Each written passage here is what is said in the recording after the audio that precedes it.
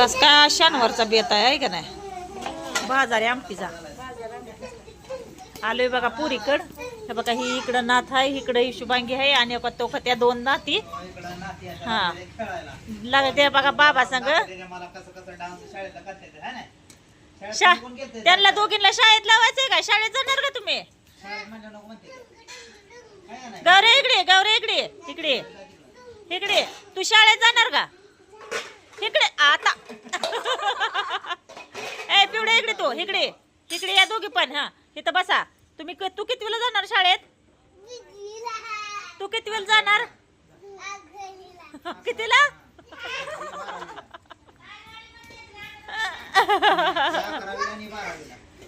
अगं मागं टाकायच्या ग. हा अगं मागं टाकायचं. 11वीला एक टाकायची, 12वीला टाकायची.